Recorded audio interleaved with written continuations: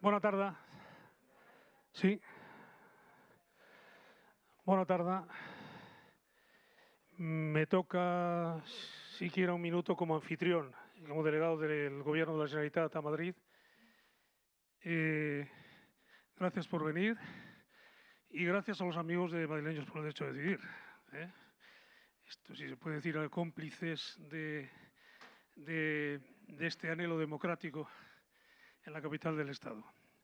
Y nada más, recordar, antes de dar el paso a esto, que el miércoles día 5 comenzamos un ciclo sobre la Unión Europea después del Brexit.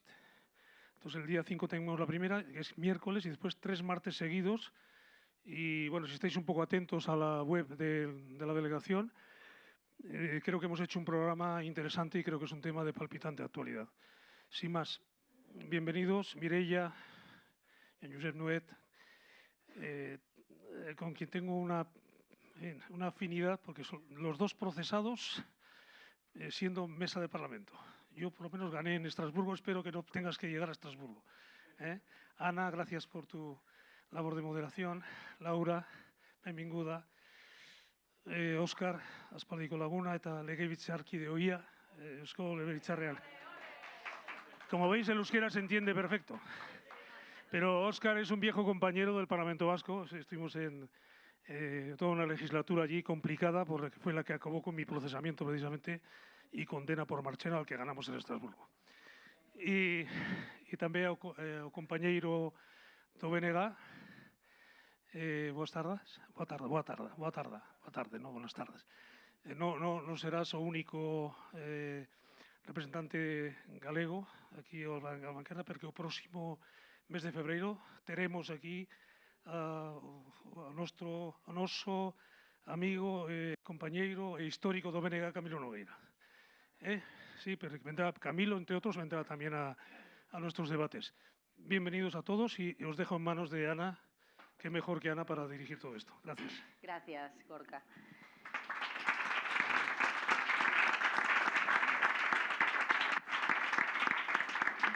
Bueno, pues muy buenas tardes a todos, a todas. Muchísimas gracias por estar aquí. Además, yo creo que es verdad que la actualidad manda, y en este sentido creo que el debate que vamos a hacer hoy no podía estar mejor traído, ¿no? En este momento, en esta semana, en estos meses y en este futuro incierto. Agradecimientos, por supuesto, a Gorka Kenner, al Centro Blanquerna por acogernos y a la Asociación Madrid por el Derecho a Decidir por proponer este debate que, a la vista está, es de interés público. También a los intervinientes, a los que presentaré enseguida, antes, si me permiten, unas breves palabras. El 25 de octubre de 2019, varios partidos nacionalistas de origen catalán, Junts pel Cat, PDeCAT, Esquerra Republicana, CUP, Demócrates y Crida, vasco, EH Bildu, gallego, BNG, valenciano, Esquerra Valenciana y Balear, MES Mallorca y MES Menorca, decidieron unir sus reivindicaciones al Estado en un documento breve, pero cargado de contenido, que se ha llamado la Declaración de Llotja de Mar y que se firmó en Barcelona. Hoy este texto está más de actualidad que nunca, en un contexto sociopolítico inédito y hasta histórico.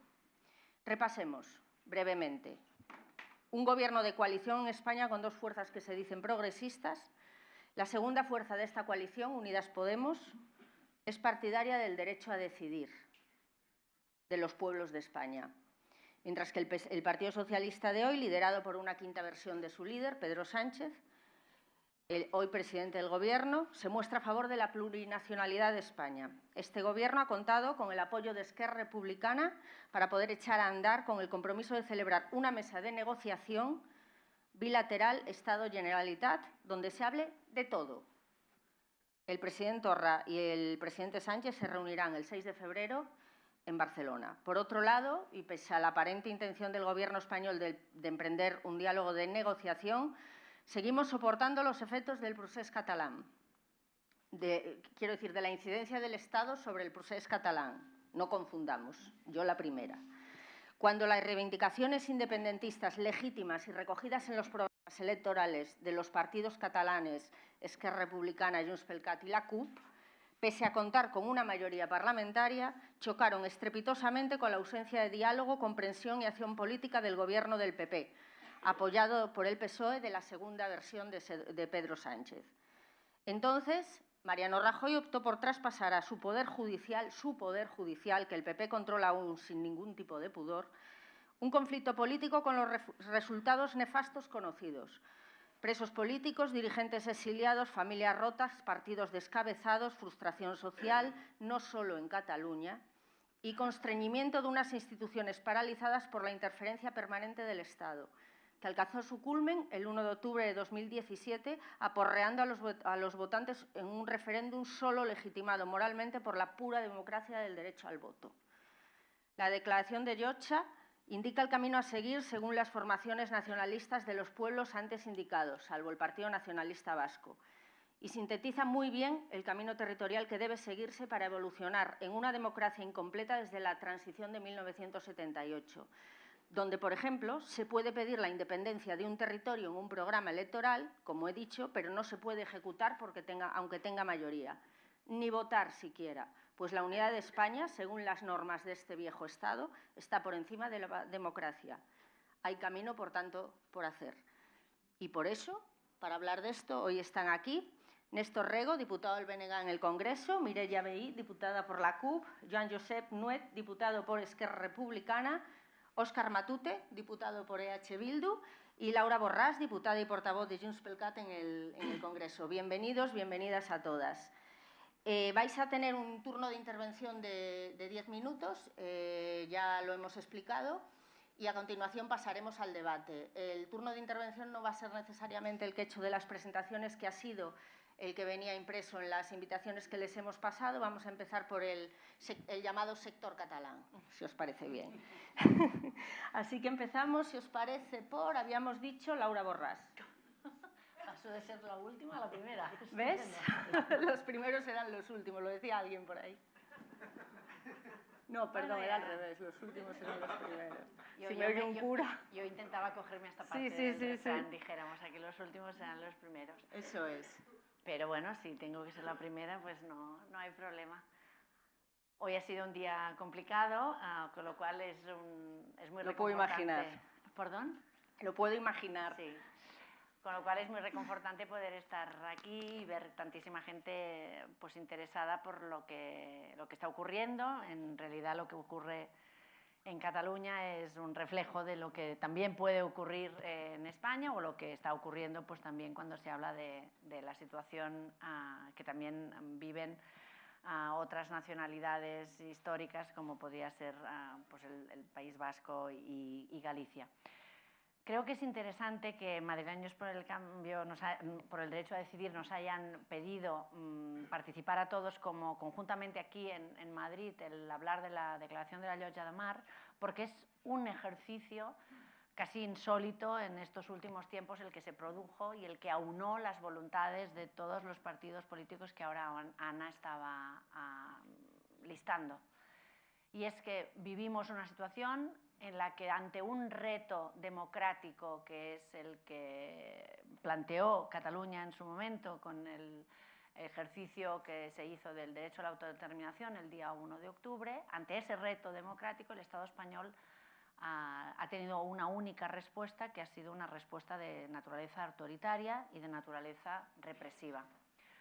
Una respuesta que sigue vigente hasta el día de hoy y que cada día nos va dejando nuevos episodios, y que además es indiscriminado. Dijéramos que el otro día estábamos en un acto en la prisión Modelo en Barcelona, por ejemplo, de apoyo a las detingudes 23 de setembre, también de los detenidos que en Madrid ha habido, y que Dani sigue, por ejemplo, en un régimen de prisión absolutamente injustificable, injustificada, solo por haberse manifestado como consecuencia de la sentencia del 14 de octubre. Por lo tanto, es una situación muy preocupante, porque el Estado español ha decidido que para, en el caso catalán, terminar con el reto, el desafío de la independencia, está dispuesto a vulnerar y a laminar su propia democracia.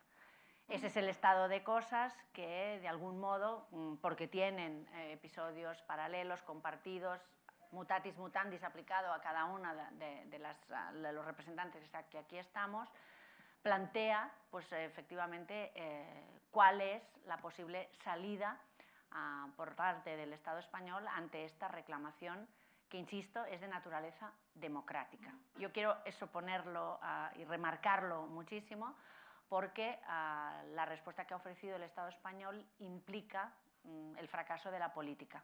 La asunción de la iniciativa para salvaguardar esa unidad de España de la cual hablaba Ana y que parece que queda forjada en la Constitución, que debería de haber sido lo que finalmente no ha resultado ser y ha terminado siendo más a cárcel y corsé y prisión que no un escenario desde el cual desplegar una serie de reivindicaciones y, sobre todo, una serie de aspiraciones en las que existen unos consensos extraordinariamente amplios. Yo creo que hoy aquí podemos hablar de esos consensos porque la Declaración de la Llotja de Mar se fundamenta en ese reconocimiento a derechos fundamentales. Y eso es lo que representó la sentencia del 14 de octubre, un atentado contra los derechos fundamentales, no solamente de las personas que son el gobierno legítimo de la Generalitat de Cataluña y líderes sociales que están en la prisión y en el exilio, sino también el castigo preventivo a toda una sociedad que esté dispuesta a continuar transitando por este camino. Ayer en el Parlamento de Cataluña vivimos una jornada, claro, la iba a calificar de histórica, pero llevamos ya tantas, ¿no?, jornadas históricas que seguramente el adjetivo ha quedado un poco descafeinado, porque vivimos en una circunstancia de excepcionalidad continuada, permanente.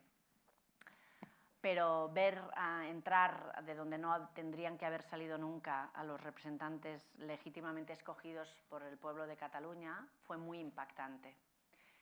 Fue muy impactante. Pero escuchar sus declaraciones fue una auténtica lección que espero que haya altavoces suficientes para que se repitan y las puedan escuchar en todos lados. Se habló del 155 porque estábamos en una comisión de investigación sobre el 155 y quién es mejor que quienes sufrieron la consecuencia directa de esa aplicación del artículo 155, que fueron ellos, que el artículo 155 no habla de meter gobiernos en la cárcel o enviarlos al exilio y, sin embargo, eso es la consecuencia que tuvo. Pero el conseller Romeva habló del 155 como un error, un grandísimo error. El conseller Turull habló del 155 como un bypass a lo que debería de haber sido el espejismo de la Constitución del 78 y que ha terminado siendo una vulneración y una modificación de los resultados obtenidos en las urnas.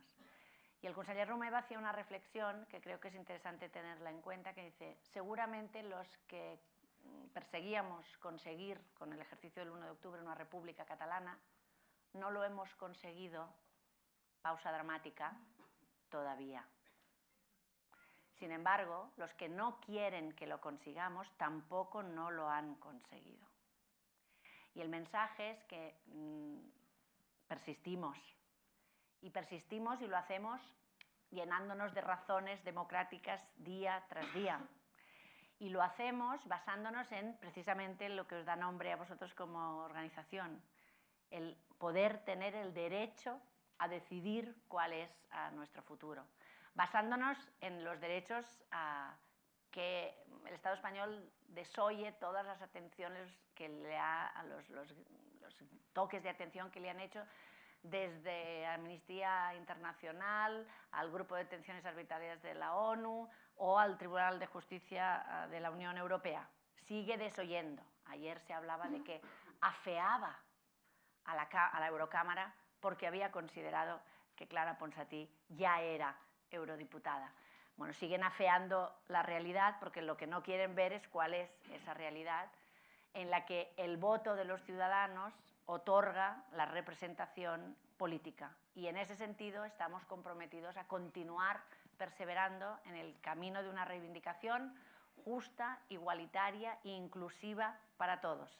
El 155 fue una consecuencia negativa para todos, los independentistas y los no independentistas, y además la comisión de investigación lo dejó meridianamente claro. Creo que lo que nos une en esta declaración de la Llotja de Mar es aspiraciones que son absolutamente legítimas, absolutamente justas, compartidas además porque se fundamentan en derechos básicos recogidas en la Carta de Derechos Humanos, a los cuales tratados internacionales el Estado español debería de sentirse de algún modo, ¿no?, interpelado para poder cumplir, y al generar un consenso ante el sinsentido que representa no ser capaz de ofrecer propuestas, de ofrecer respuestas, de ofrecer soluciones a los caminos que se han transitado y que solo quieren ser transitados desde la democracia y sobre todo en el ejercicio de la libertad, que es lo que en este momento está en juego en Cataluña, y que interpelamos a todos los demócratas españoles para que sientan que esa causa justa de los catalanes es en realidad una causa justa de todos los demócratas, porque antes de ser independentistas somos demócratas, y por eso creo que ese puede ser, no sé si he consumido el tiempo que tenía o no, pero... No, te quedan 3 minutos, pero vamos, que también tampoco puedo hace falta... Muy bien. Sí, pues yo creo que como presentación del punto de partida, y luego podemos entrar... Está muy bien, porque además así podemos también, si acaso, dar la palabra a alguien del público que quiera preguntaros algo o algo así. Nuet, tu turno. Vale, supongo que se oye.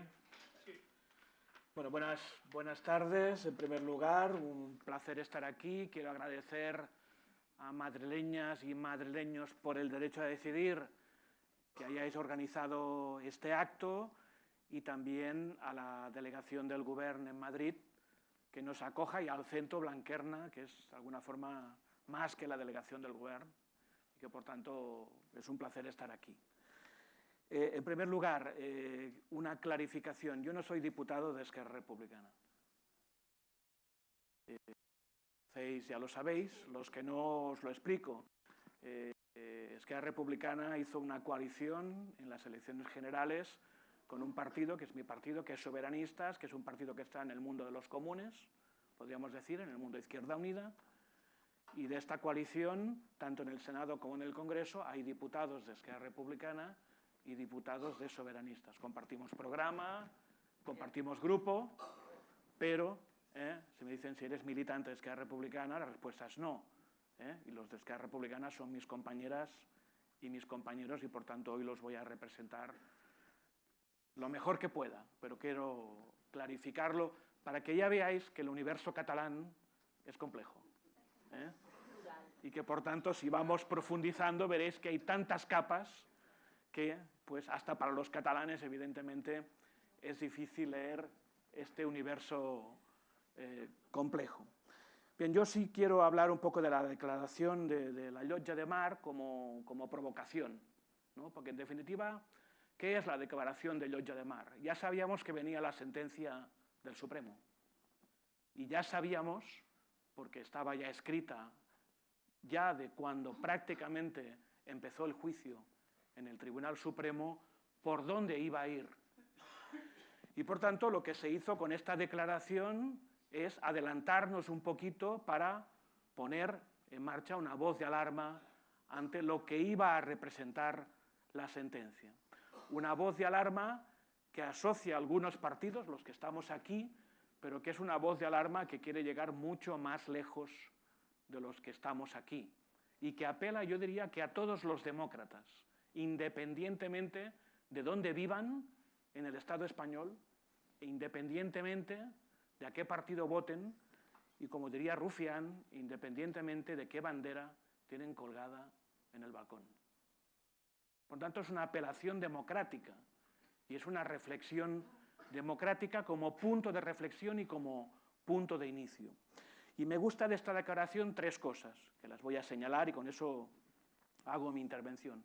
La primera, es una lectura de qué fue la transición, que la podemos o no compartir, pero que sería muy bueno que en el conjunto del Estado fuese un debate público, después de 40 y pico de años de la Constitución, en un momento en que nos la quieren sacralizar como texto intocable o solo tocable en algunas cuestiones que realmente pues, no son las que más preocupan al conjunto de la ciudadanía. Evidentemente digo esto no como crítica a la gente que hizo la transición, especialmente las izquierdas que hicieron la transición. No voy por ahí, no sé qué haríamos nosotros en sus circunstancias.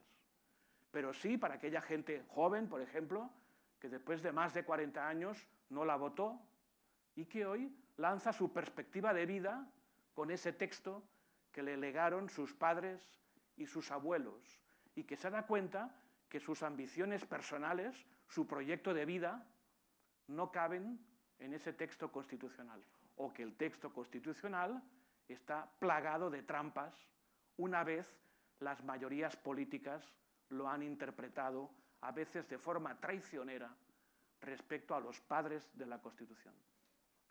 Pero además, para los pueblos de España y los que nos sentimos naciones, evidentemente tampoco esa Constitución es un texto satisfactorio, porque las naciones y el derecho de autodeterminación en el año 78 no se pudieron consagrar constitucionalmente porque la correlación de fuerzas del momento lo impidió. Y podríamos hablar de los derechos de los trabajadores, que seguirían por el mismo camino. Pero claro, después de 40 años, los que impusieron una correlación de fuerzas nos la quieren seguir imponiendo hoy día. Pero las cosas han cambiado.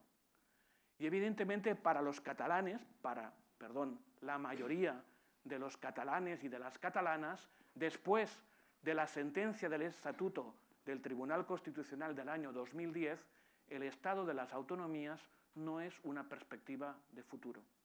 Y por tanto, la Constitución se ha convertido en una cárcel. Repito, se hizo con las mejores intenciones y ha dado grandes cosas, pero hoy para nosotros es un proyecto agotado. Por tanto, esa es la lectura que tenemos de la transición. Y no nos harán callar diciendo que todo fue perfecto, porque no es verdad. Por tanto, abramos ese debate y hagamos aquellos cambios, o háganse aquellos cambios y aquellas adaptaciones que los tiempos modernos requieren y que los pueblos de España, la clase trabajadora de este país y los sectores populares reclaman, que son diversos, son bastantes. Y por tanto es un debate que queremos poner. En segundo lugar, derecho de autodeterminación, sí. No solo porque España ha firmado tratados internacionales en los cuales ese derecho está reconocido, es porque no nos tragamos la interpretación que hacen determinadas élites políticas de que esto del derecho de autodeterminación en España, ni hablar, que eso es para las colonias, discurso oficial, y que en todo caso procesos como el británico o el canadiense no tienen nada que ver con el nuestro porque su Constitución y la nuestra son bien distintas. No, derecho de autodeterminación es un derecho moderno. Hay muchos derechos que no están en la Constitución del 78, porque hace 41 años no se pudieron poner. Y en cambio hay textos constitucionales modernos donde se está pujando para nuevos derechos de ciudadanía y nuevos derechos de convivencia. Por tanto, hagamos un debate democrático sobre este derecho y sobre otras cosas. Pero por tanto, como nos sentimos nación, tenemos derecho a autodeterminarnos. Y ese derecho de autodeterminación creemos que todos aquellos pueblos que quieran concretarlo y que quieran desarrollarlo deben poder hacerlo. La derecha, de eso ni hablar, evidentemente, pero también la izquierda durante mucho tiempo tuvo el derecho de autodeterminación en sus almanaques, en sus libros de recetas, pero ahora el debate no es teórico, el debate es práctico. En Cataluña hay una mayoría social y una mayoría política que lo quiere ejercer, y entonces todas las alarmas se han disparado. Evidentemente, ligado al derecho de autodeterminación, derechos y libertades o derechos humanos, y por tanto aquí estamos hablando de muchas más cosas. Pero lo esencial de este punto es que una democracia madura, ¿cómo resuelve sus conflictos? Primero, la palabra conflicto en una democracia no es una palabra tabú. En cualquier sociedad hay conflicto, empezando por el conflicto de clase, entre los que tienen y los que no tienen. Y podemos seguir con otros conflictos. En una democracia madura el conflicto hay que abordarlo con más democracia, no con sesgos autoritarios para limitar al disidente y al que no está de acuerdo. Por tanto, evidentemente, ese es un debate de qué calidad democrática tiene el Estado español. Antes Laura ya se refería a ello y, por tanto, en eso estamos en la defensa de que nuestros presos políticos no son culpables y que la interpretación penal que se ha dado a la sedición y a la rebelión ha sido derecho de autor preparado precisamente para condenar y para perseguir a los disidentes. Y primero fueron los catalanes y yo no dije nada. Y después de los catalanes vendrán las feministas, los sindicalistas, los republicanos. El aparato está preparado para lo que venga. Y si pasan con nosotros y se salen con la suya, serán inmisericordios con todo aquello que suponga un peligro para su estatus, que es el régimen del 78, que es el conjunto de partidos, ideas, instituciones que forman parte del entramado que dejó atado y bien atado el cambio de la dictadura a la democracia. Y acabo. Tercer aspecto, clave para nosotros. Sin mirada social no hay futuro. Todo esto no lo hacemos porque queremos la bandera más grande. Ni la señera, ni la estelada. Lo hacemos para que especialmente las clases populares y la gente trabajadora viva mejor. Porque son la mayoría, somos la mayoría. Y por tanto, también esa declaración tiene un punto, para mí clave, para nosotros clave, que es que sin cambio social no hay tampoco soberanía. Pensar que tendremos soberanía nacional, pero que la gente vivirá peor, es un oxímoron.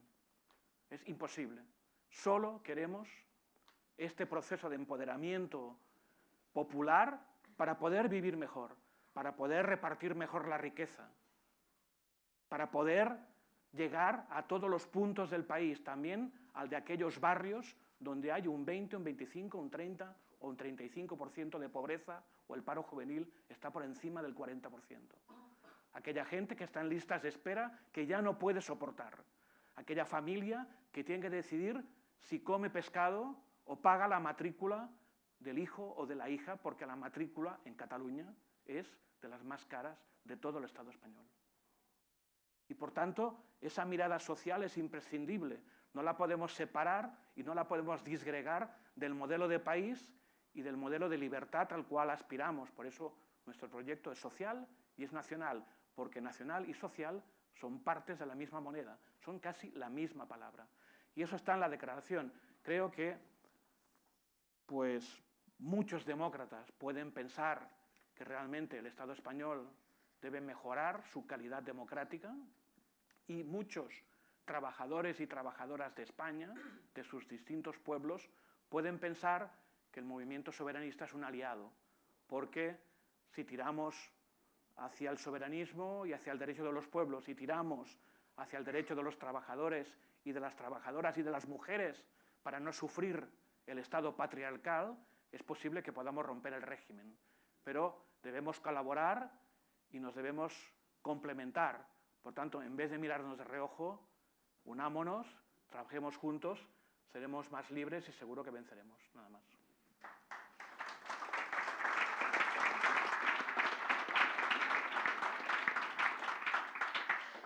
Muchas gracias. Mireia, tu turno. Me toca.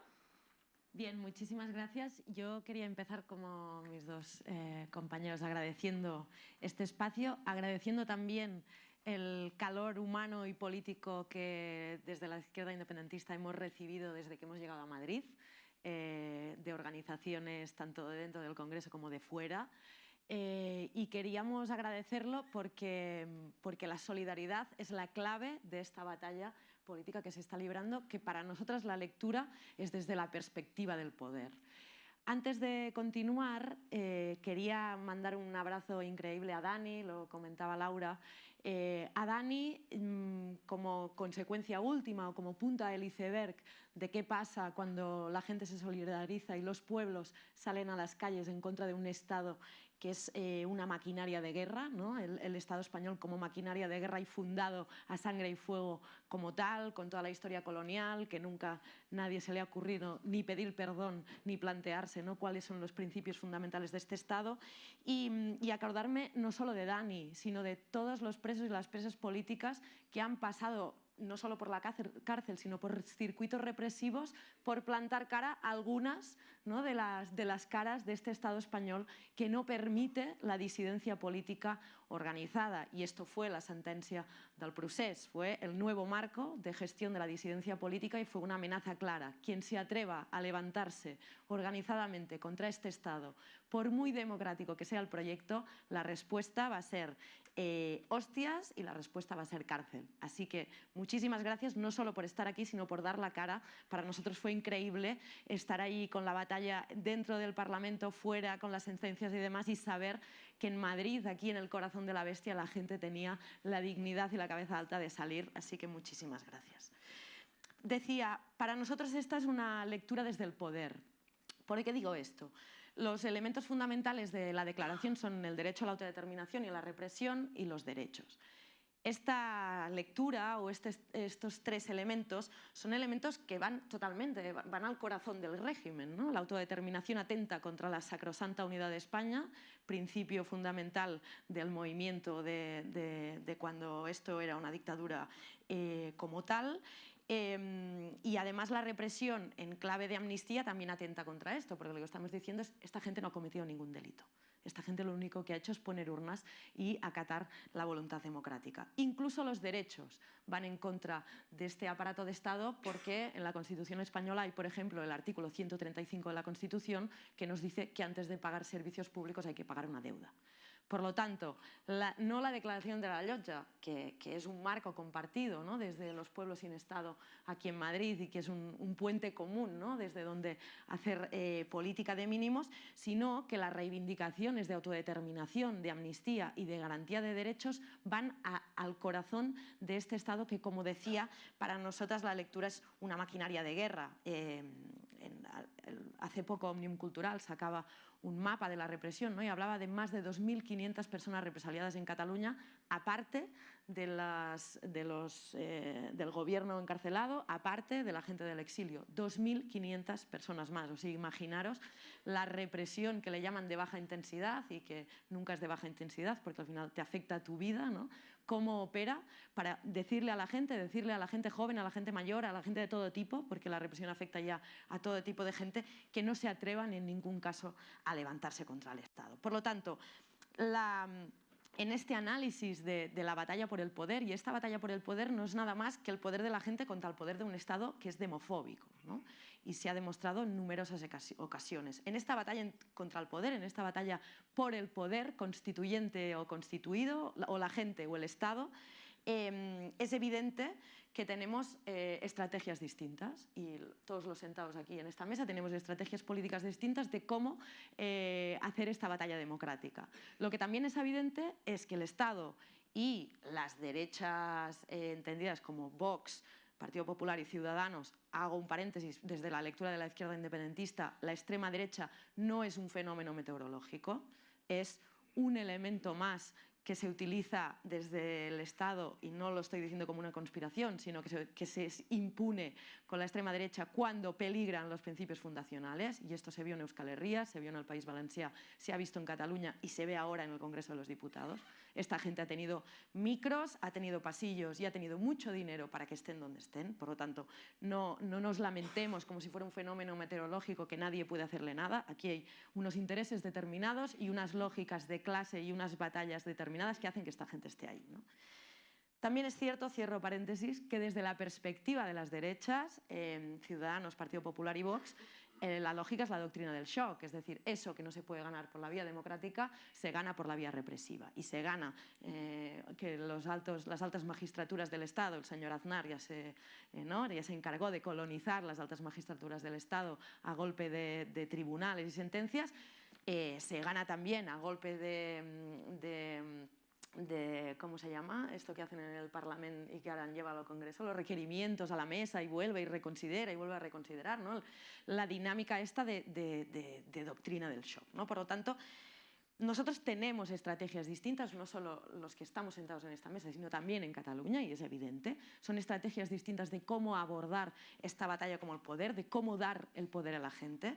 Esto tiene que ver también con la lectura que se hace del Estado, con la lectura que se hace de la gobernabilidad, con la lectura que se hace del recorrido que puede tener la mesa de diálogo, del recorrido que puede tener este gobierno de progreso, ¿no? Que empezabas la mesa planteando así, los límites, las potencialidades. Desde nuestra perspectiva, el régimen es evidentemente irreformable. Aún así, nosotros también pensamos que en esta batalla contra el poder y contra un Estado demofóbico, todas las vías deben de darse, ¿no? Todas las vías deben de darse desde la perspectiva que aquí lo que hay que asegurar es los derechos democráticos, no de los catalanes y de las catalanas, y lo decía él, sino de todas las personas que viven y habitan en este Estado español, que es una cárcel de pueblos y de pobres. Y este ha sido el principio fundacional sistemático de este Estado.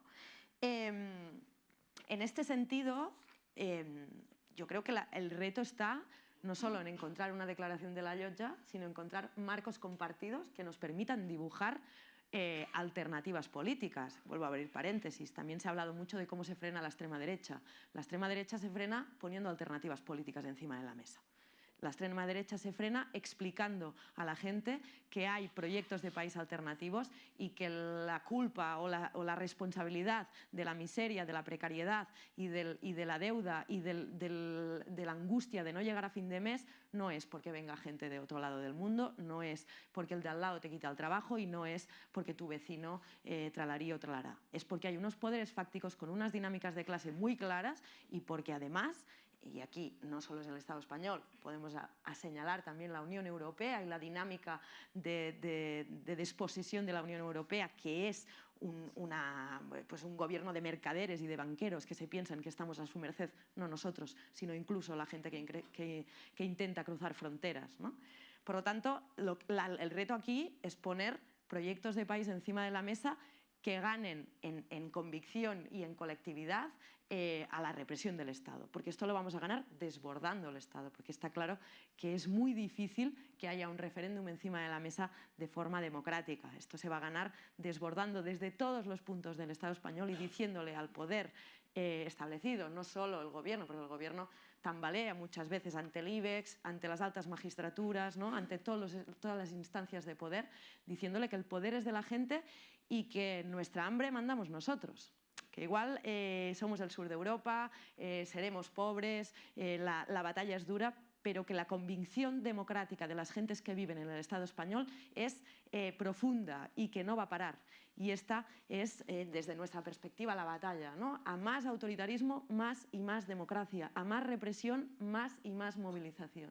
Y desde esta perspectiva, para nosotros el reto pasa por el referéndum y el acuerdo por la autodeterminación en Cataluña y en el resto de pueblos del Estado, el referéndum como demanda legítima, no porque sea un capricho de los independentistas catalanes, sino porque es un principio fundamental que ya reconocían las Naciones Unidas en 1950, ¿no? La autodeterminación es un derecho colectivo, lo decía él, no va de bandera. Si nos autodeterminamos para decidir en qué país vivimos, podemos decidir también si la deuda es legítima o no y podemos decidir también cómo articular nuestros territorios y que no sean sitios que parezcan casinos, ¿no? O cómo articular nuestras ciudades. La amnistía, elemento fundamental. En el Estado español hay una ley de amnistía que lo que hizo fue amnistiar a los torturadores. O sea, en el Estado español no solo no ha habido reparación ni reconocimiento, sino que se amnistió a los torturadores. Hay que hablar.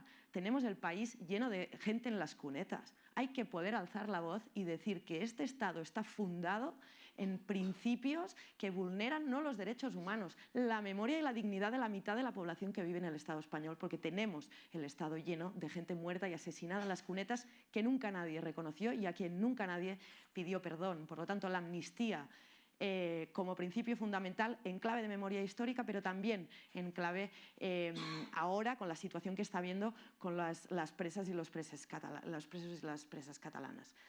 La institucionalidad y el poder, la institucionalidad popular y alternativa en materia de ganar derechos. Los sindicatos de vivienda y los movimientos feministas están enseñando el camino. Si me quieren echar de casa y no hay protección alguna, si la Sareb es ¿cómo es diu? Cau? Una casa, da igual, una casa de banqueros sin fondo y deuda sin fondo, el movimiento por la vivienda defiende a su gente poniéndose en la puerta. Si a las mujeres nos asesinan por ser mujeres y por decidir por nuestro cuerpo, el movimiento feminista se autodefiende. Y vamos a tener que empezar a ganar derechos masivamente de esta forma, porque está claro que en el marco de la Constitución española, lo decía antes él, no hay forma. Estoy a punto de acabar, sé que... Sí. Necesitamos también que los proyectos independentistas sean liberadores. Necesitamos también que los proyectos independentistas sean proyectos para todas, sean proyectos para las sencillas, sean proyectos que le digan a nuestra gente que va a poder tener vidas dignas de ser vividas. A nuestros jóvenes, fijaros la sentencia del procés, mucha de la gente que salió a la calle era gente joven, gente migrante, gente sin futuro. ¿Por qué? Porque el proyecto independentista abre ventanas, porque el proyecto independentista le está diciendo a la gente que tendrá la capacidad de decidir sobre su vida, y esto hay que extenderlo al resto del Estado español y al resto de los pueblos. Y acabo. Para nosotras, en nuestro país, dice el último CEO, que el 80%, 70-80% de la población está por la autodeterminación. Y esto, en el análisis que hacía yo en clave de poder, quiere decir que podemos tener un país no solo que mire a la izquierda, sino que además garantice derechos populares para todos. Esto nos lo ha enseñado el movimiento feminista. Los derechos de las mujeres siempre son derechos para todas. Por lo tanto, yo querría acabar con una escritora nuestra que decía: tenemos un principio anatómico, el corazón siempre está a la izquierda, la Montserrat Roig. Y para nosotros el proyecto independentista es esto: democracia, movimiento, institucionalidad popular y proyectos políticos de izquierdas que nos garanticen un futuro digno. Gracias. Muchas gracias.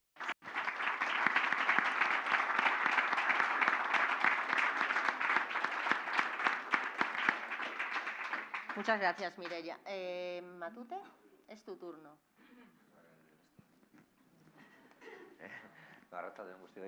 Pues muchas gracias por la invitación. Yo hablo en nombre de Euskal Herria Bildu, ahí no ha habido error en el cartel. La verdad que yo, como ya se han dicho muchas cosas sobre las que intentaré no repetirme, yo lo que voy a trasladar son las reflexiones que a Euskal Herria Bildu le vienen alimentando, y las reflexiones que Euskal Herria Bildu viene traduciendo en políticas concretas. Y yo creo que la de la Lotja de Barcelona, espero no lo he dicho muy mal, es una de esas políticas concretas. Es decir, para nosotros el valor de esa declaración no es en sí mismo los 5 puntos que tiene, que están bien, que creemos que son puntos, como se ha dicho antes, que tendríamos que ser capaces de llevar a más gente para que esté en disposición de poder firmarlos, o sea, incluso a organizaciones que no sean soberanistas. Para nosotros el valor que tiene la declaración, en todo caso, es la apuesta por la unidad. La apuesta por la unidad de las fuerzas soberanistas en un contexto en el que el Estado probablemente nos quiera divididos y nos quiera desarticulados y nos quiera centrados en nuestras propias luchas. Nosotros tenemos nuestra propia experiencia, no es la misma que la catalana, hemos acompañado el proceso en Cataluña de la mejor manera que hemos sabido, pero de nuestra propia historia hemos entendido que no hay un día D, que aquí de lo que se trata es de un proceso de acumulación de fuerzas y que tampoco hay un lugar específico que no podamos interconectar con otros para, como decía Mireia, desbordar al Estado. Y ahí es donde nosotros damos valor a la Lotja de Barcelona, porque creemos que además en este contexto político histórico que nos toca vivir, el soberanismo y el independentismo tiene la capacidad, y esto ya sé que a alguna gente de derechas le molesta, pero tiene la capacidad de poner y quitar presidentes del Gobierno de España. Bien, pues si tenemos esa capacidad, significa que podemos influir en lo que quiera hacer el Estado español. Y si lo que quiere hacer el Estado español es involutivo, es regresivo en términos de derechos sociales, de derechos laborales, de derechos económicos, culturales o nacionales, nuestra preocupación tiene que ser pararlo. Pero por contra, también tenemos la capacidad de imponer una agenda democratizadora. Y ahí es donde nosotros hacemos toda la apuesta. Y para nosotros la declaración de la Lotja de Barcelona no es más que el primer paso de lo que tiene que ser una unión de fuerzas soberanistas para constituir una cuña que permita abrir diferentes frentes al Estado español para poder articular un proceso democrático que lo desborde a través de esa agenda democratizadora que señalaba y que, bueno, pues que yo creo que quienes me han precedido han desgranado en mayor o menor medida. Porque, en definitiva, y también se ha dicho, lo que estamos planteando es algo que no es muy extraño tampoco en Madrid, porque no es sino romper los candados del régimen del 78. Y uno de los candados del régimen del 78 tiene que ver con la unidad indisoluble de la nación española, tiene que ver con el artículo 2 y tiene que ver con el artículo 8 de la Constitución española, la unidad indisoluble y el papel del ejército como garante de dicha unidad. Y eso se hizo con ruido de sables, se hizo con el ruido que decían existía de los poderes fácticos de la dictadura para evitar que pueblos tuvieran su recorrido nacional. Y nosotros somos bastante claros, es decir, no nos planteamos, ni ahora ni cuando nacimos como Euskal Herria Bildu, porque tuvimos el honor y la tradición de nacer y ser ilegales, porque es lo primero que hizo el Estado con nosotros, ilegalizarnos, pero luego conseguimos colarnos en las elecciones y ya de ahí para adelante hemos estado. Pero como digo, para nosotros lo fundamental ahí tiene que ver con que seamos capaces, no sé qué suena por ahí, os interfiere, el móvil mío no es. Bueno, como decía, yo creo que... Nada. Yo puedo seguir, ¿eh? Si no os molesta mucho el ruido, a mí no... Están grabando a veces... Sí, yo tampoco se trata de esto, pero vamos, de grabaciones también se controla algo por allí, sí.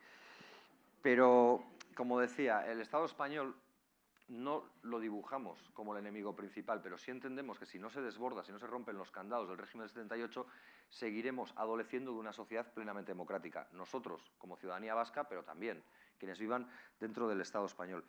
Y yo ya sé que han sido días, pero habéis sido muy sutiles todos, han sido días complicados en Cataluña, como decís.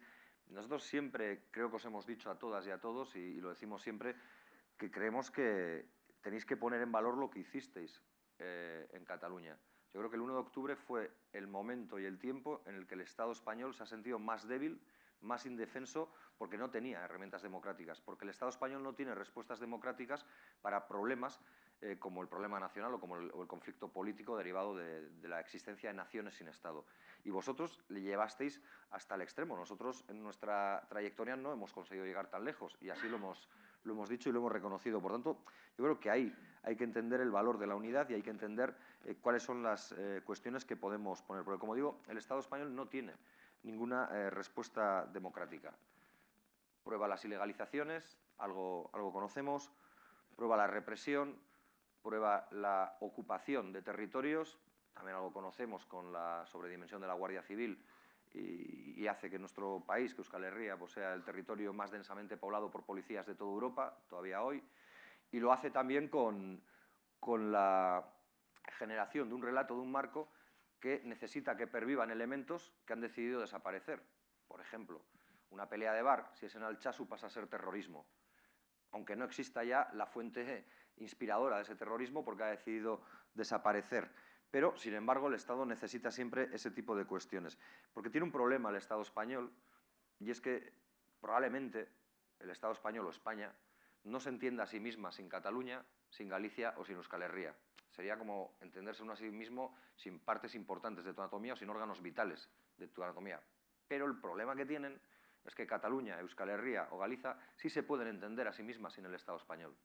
Yo sí soy capaz de pensar en qué país podríamos tener, con qué dimensión, con qué potencialidades y con qué debilidades podríamos construirlo y con qué correlación de fuerzas también dentro de nuestro propio Estado. Porque además es una evidencia, no sé si empírica o no, que somos realidades diferentes. Votamos diferentes, votamos tan diferente que nos permitimos el lujo de no tener representantes ni de Ciudadanos ni de Vox en el Parlamento Vasco y ni en el Navarro de manera directa. Y lo hacemos porque probablemente tenemos también una lectura de tiempos políticos diferentes. Y esa lectura de tiempos políticos diferentes también hace que, por ejemplo, mañana nosotros tengamos convocado una huelga general en Euskal Herria. Una huelga general que plantea pensiones dignas, trabajo digno, vida digna. Que plantea todo eso de lo que hablaba Mireia y de lo que se hablaba también por Nuet, cuando se hablaba de poder decidir para decidirlo todo. Esa huelga general porque nosotros somos así, pues lo oímos al vicepresidente decir que había que estar en la calle y que había que moverse y dijimos, pues huelga general por la vida digna. Lo curioso ha sido que el partido del vicepresidente ha decidido no apoyar la huelga general, pero ya esas cuestiones las tienen que resolver otros y no soy yo quien las tenga que resolver. Pero como digo, en todo este debate, en esas diferencias que existen y que no se pueden negar, que no nos hacen mejores que nadie, pero que nos hacen tener ritmos y probablemente potencialidades y pulsiones diferentes, lo que subyace es una lucha, que es la lucha constante entre la legalidad y la legitimidad. Y se expresó en Cataluña y se ha expresado en Euskal Herria en otras ocasiones. ¿De qué sirve una legalidad que no tiene fuente de legitimidad? ¿De qué sirve una legalidad que va contra las legitimidades, que va contra el pueblo que tiene que legitimar esas leyes?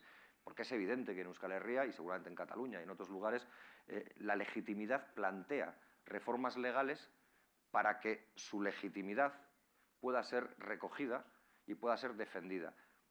Porque nuestra voluntad ahora, con esa declaración de la Lotja de Barcelona y con otras, es que, aunque no quieran, se vean obligados a hacer aquello que decían, que era que sin violencia todo era posible. Repitieron una y mil veces que sin violencia todo era posible. No va a haber violencia, vamos a ir...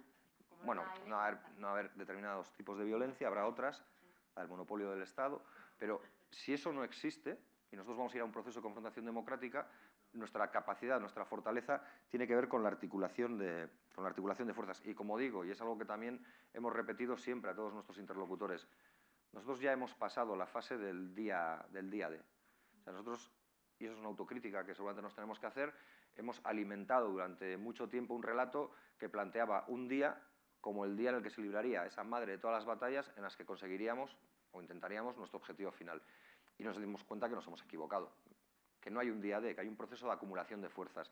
Y cuando hablamos de la pugna entre legalidad y legitimidad, lo que estamos diciendo es que a este gobierno que hay ahora, con esa fuerza que tiene el soberanismo en este momento, que nos hace tener la capacidad de que ese gobierno avance o se caiga, lo que hay que plantearle es que se sitúe ante el espejo y que nos diga si está dispuesto a hacer algo diferente a lo que las derechas nos han dicho que harían y que hemos sufrido de manera muy directa en muchas ocasiones. Y si son capaces de hacer algo diferente, que lo hagan.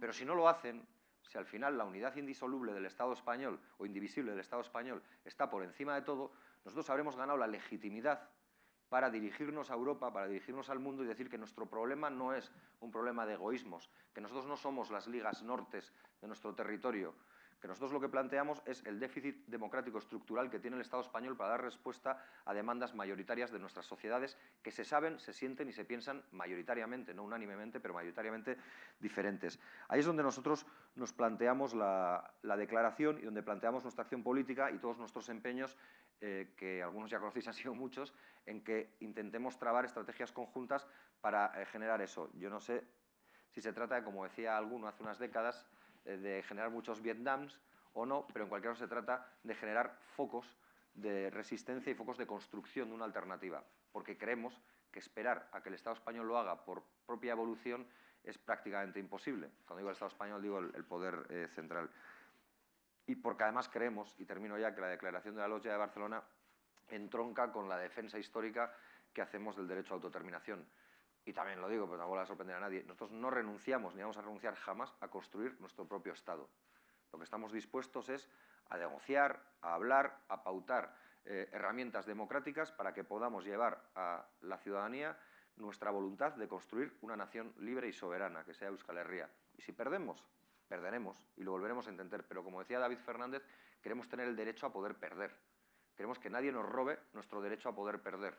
Y esa es la realidad que hay ahora y por eso nosotros defendemos esta declaración y defendemos el derecho a autodeterminación, pero también es verdad que desde esa posición soberanista e independentista creemos en el derecho a autodeterminación con la herramienta y también, y hay que decirlo, porque antes se señalaba pues la gente que en Madrid ha defendido la democracia y es verdad, y creo que es justo reconocerlo, y también en momentos muy difíciles desde Euskal Herria hemos sentido ese calor cuando existía el Comité de Solidaridad con Euskal Herria, pero como digo, también en lo que tiene que ver con la defensa del derecho a autodeterminación sabemos que tenemos que mirar a mucha gente. Yo tengo ahí ahora a Jaime Pastor que lo veo y a mí él probablemente me ha enseñado lo poco que yo he aprendido, no sería un muy buen alumno, sobre lo que significan los derechos de autodeterminación y lo que significa para la izquierda, no necesariamente independentista, no necesariamente nacionalista, el principio del derecho a autodeterminación. Se le ocurrió a un tal Vladimir y no se le ocurrió a la Escuela de Economía de Chicago, se le ocurrió a la izquierda probablemente para encontrar soluciones democráticas a problemas que se manejaban en términos bélicos o militares. Y por eso vamos a seguir persistiendo y por eso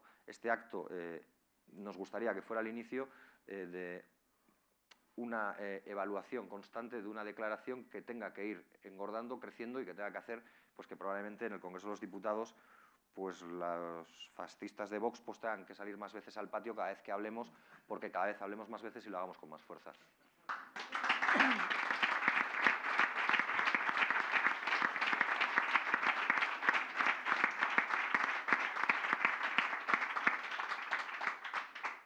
Era un buen alumno.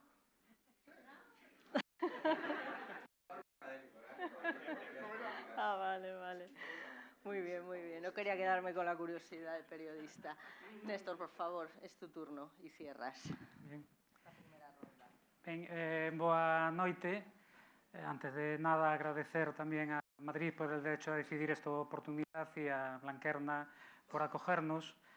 Como hablo de último, seguramente pues algunas cosas repetiré, pero voy a procurar decir también algo diferente. Efectivamente, esta declaración del 8 de marzo que se produce en el contexto de la sentencia del proceso tiene un mayor calado y una mayor profundidad, ¿no? Desde el punto de vista democrático, porque plantea la necesidad de reconocer derechos democráticos colectivos, los derechos colectivos de los pueblos, ¿no?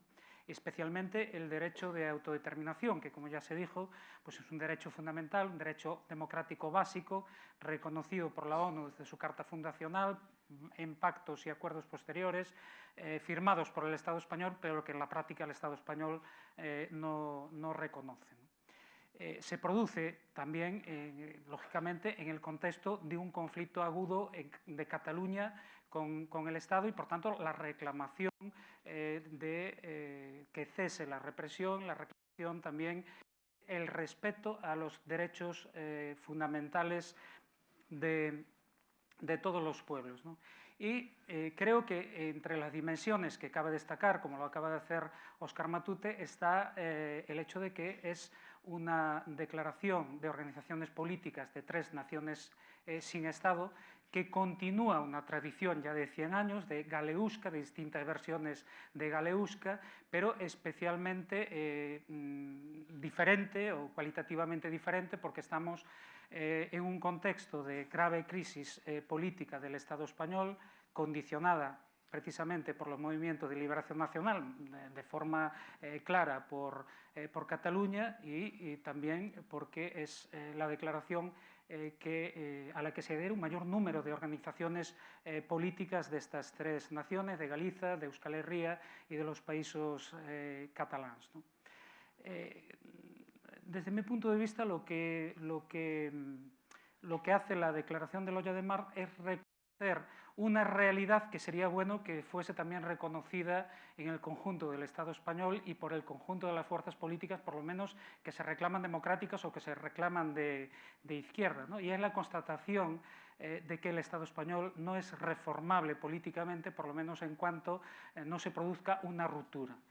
No se produjo en su día una ruptura con la dictadura, en la transición, en la mal llamada transición, y yo sí quiero ser crítico con las fuerzas políticas que pactaron esa transición, porque es evidente que la izquierda contribuyó de manera pues, excepcional a consolidar este régimen, la monarquía incluida, las fuerzas, el Partido Comunista de España en aquel momento, incluida la monarquía. Por tanto, sí creo que hay una responsabilidad política histórica en ese proceso. Tengo que decir que el soberanismo galego, en aquel momento Bloque Nacional Popular Galego, votamos en contra de esa Constitución por considerar precisamente que no garantizaba el ejercicio de derechos sociales y democráticos básicos, porque no había una ruptura con la dictadura y porque no se reconocía los derechos también colectivos de Galicia como nación, especialmente el derecho de autodeterminación. Por tanto, pone en evidencia las limitaciones democráticas de este régimen del 78 postfranquista, en que hubo una continuidad de muchos de los elementos de poder de la dictadura en diferentes ámbitos. Es muy claro, pues en el ámbito económico, en el ámbito político, no hubo ningún tipo de depuración hasta el extremo de que ministros franquistas continuaron, o altos cargos franquistas continuaron con normalidad en el régimen democrático. Nosotros lo sabemos bien, tuvimos uno de ellos de presidente del gobierno gallego durante bastantes años. En el ámbito mediático y especialmente en el ámbito judicial, donde casi se produce una reproducción biológica, porque acabamos de constatar con casos como los relacionados con la exhumación de los restos de Franco, por ejemplo, como algunos de los jueces que intervienen en esos procesos son descendientes directos de militares que participaron en el alzamiento nacional del 18 de julio, ¿no? Claro, la constatación de esta realidad, en mi opinión, debería haber llevado a... y la constatación de otra, también muy evidente, y es que en los últimos 40 años, y especialmente ahora, si algún movimiento está poniendo en riesgo, poniendo en jaque ese régimen del 78, no es la izquierda española, desgraciadamente, ya nos gustaría que así fuese, sino los movimientos soberanistas de las naciones del Estado. Es esto lo que pone en jaque el régimen del 78. Y constatamos que, desgraciadamente, la izquierda española, por lo menos la hegemónica, no fue capaz de aprovechar esta circunstancia para contribuir a tumbar ese régimen del 78. Todo lo contrario, acudió al rescate. Creo que todos pudimos comprobar cómo algunos dirigentes de esa izquierda realmente hicieron gustosamente el papel de punta de lanza de defensa del régimen. Algunos que ahora son ministros que no tuvieron ningún reparo en salir a atacar en la práctica el derecho de determinación de Cataluña. Porque tenemos que decir que para nosotros no es suficiente con que formalmente se admita o se reconozca el derecho de los pueblos a la autodeterminación si hay después una práctica que no solo no ampara y no acompaña, sino que contradice ese derecho. Desde nuestro punto de vista, el derecho de autodeterminación no se limita a la realización de un referéndum. Esto creo que es una visión burguesa en fin, entendemos que el referéndum en todo caso es la última fase en que se ejecuta ese derecho, pero nosotros lo entendemos como un proceso de acumulación de fuerzas, de empoderamiento de la nación con el objetivo de alcanzar su soberanía, ¿no? Y desde esta perspectiva, el derecho de autodeterminación va intrínsecamente ligado a otro que para nosotros es fundamental, como la autoorganización. Por tanto, si una fuerza que dice que ampara el derecho de autodeterminación, en la práctica actúa en una nación que reclama ese derecho y lo hace no para apoyarlo, sino para frenarlo, creo que el resultado es muy evidente. Algunos de esos dirigentes políticos, ahora ministros, apelaban además al marxismo y creo que debieron de perder alguna lección, sobre todo cuando hablaban de Lenin, que es muy claro al respecto, ¿no? Cuando Lenin dice que el proletariado de la nación opresora tiene la obligación de defender el derecho de autodeterminación de la nación oprimida, incluso hasta la separación de la nación oprimida, porque un pueblo no puede ser libre si oprime otros pueblos, ¿no? Creo que en ese sentido es necesaria también, y yo apelo porque creo que todos coincidimos en que estamos hablando, por lo menos a priori, del ejercicio de derechos democráticos fundamentales, pues al conjunto de los demócratas del Estado español, para que entiendan que los movimientos soberanistas de las naciones no somos ninguna amenaza a las conquistas sociales de los españoles, todo lo contrario, reforzamos un marco de transformación social necesaria para garantizar avanzar en esas conquistas sociales. Y desde luego el nacionalismo galego, el soberanismo galego lo tiene muy claro. Claro, esas acusaciones de que se quieren separar los ricos porque sintetizando mucho ese es el resumen, ¿no? Se quieren separar a los ricos por egoísmo. No es nuestro caso, evidentemente. Nosotros somos una nación rica, somos una nación rica. Galicia es una nación rica en recursos y en potencialidades, pero es una nación empobrecida justamente por su inserción dependiente en el Estado español, por jugar realmente una función de colonia interior dentro del Estado español. Tanto es así, y seguramente porque nuestro proceso de asimilación y de dominio por parte de Castilla inicialmente y de España después fue anterior al de Euskadi o al de Cataluña, ya desde finales del siglo XV, en Galicia no existió históricamente una burguesía que asumiese ese papel de clase nacional como en una medida relevante, pues sí realizó en Cataluña o en el País Vasco, pero esto también lleva a una determinada conformación del nacionalismo galego como un movimiento intrínsecamente popular y por lo tanto de izquierdas. No hay nacionalismo de derechas en Galicia, para entendernos, ¿no? El nacionalismo galego, históricamente, desde los años de la República y muy especialmente a partir de la reorganización de posguerra, se sitúa claramente en un marco político e ideológico de izquierda y claramente también antiimperialista, de defensa, por tanto, de los derechos sociales. Si nosotros reclamamos la autodeterminación, no es... bueno, lo voy a decir al revés, si nosotros reclamamos la autodeterminación, no es exclusivamente por una cuestión de que entendamos que como nación tenemos derecho al ejercicio de la autodeterminación, sino porque tenemos la necesidad de asumir la soberanía para salir de la situación de dependencia política y económica que trae consecuencias sociales y económicas desastrosas para nuestro país. Por tanto, una vez más, coincido con esta idea que se reiteró de que la autodeterminación, de que la soberanía está en función de algo elemental, que es que queremos vivir mejor, ¿no? Y termino en la misma línea en que comencé. Creo que la izquierda transformadora del Estado español debería, a nosotros no nos gusta que nadie nos dé lecciones de cómo debemos conducir la estrategia en nuestro país y por tanto tampoco quiero darla, pero si me permitís una reflexión, ¿no?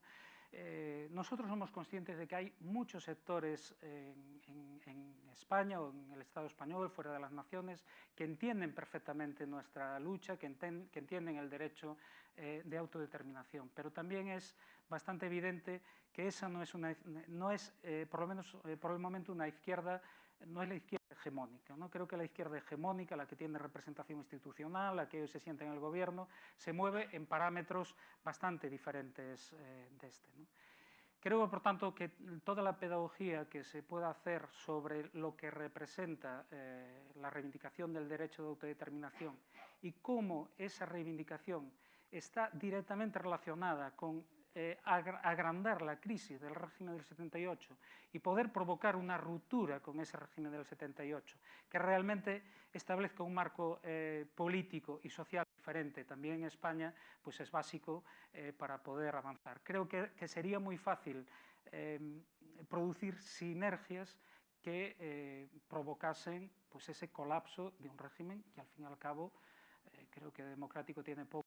Sabemos que está al servicio de la clase dominante del Estado español, que es la misma clase que nos oprime como pueblo, pero que oprime a todos los ciudadanos del Estado español.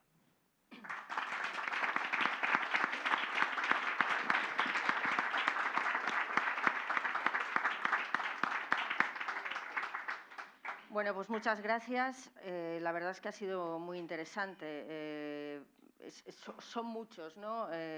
Los conceptos, es mucho el aluvión de ideas, es también mucho y positivo el entusiasmo, pero claro, los que estamos aquí pues aplaudimos y todo adelante porque estamos completamente de acuerdo, supongo, con lo expuesto por cada uno de vosotros, aún introduciendo los matices que cada formación introduce además legítimamente, pero con un objetivo común que es bastante claro. Tenemos, sobre todo, y si cogiéramos una nube de tags, las palabras más poderosas serían autodeterminación, amnistía, la legalidad, la legitimidad, la justicia, la fuerza del Estado, el diálogo, la movilización y algunas otras más que seguro que me he dejado por el camino. Pero bueno, bajando a la realidad un poquito, más allá de la declaración, que obviamente es impecable en términos democráticos. Bajando a la realidad, tenemos un gobierno en el Estado débil, desde el punto de vista numérico, cuantitativo, y tenemos un gobierno, además, de coalición que estrena la coalición en la democracia posfranquista, como le llamo yo, y los objetivos, obviamente, de la formación Esquerra, Esquerra, aunque no sea de Esquerra, yo voy a decir Esquerra si no te importa, porque si no vamos a alargar más esto y nos van a echar.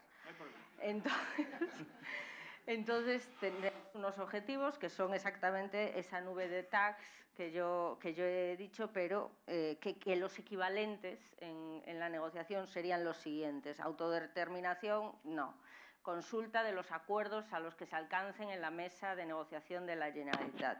Amnistía, no. Necesitamos una ley orgánica que requiere el apoyo del Parlamento, de 2/3 del Parlamento, y eso es imposible. Implicaría a Vox y al PP, de los cuales dudo mucho de su colaboración, no sé vosotros. Bueno, y lo que queda de Ciudadanos.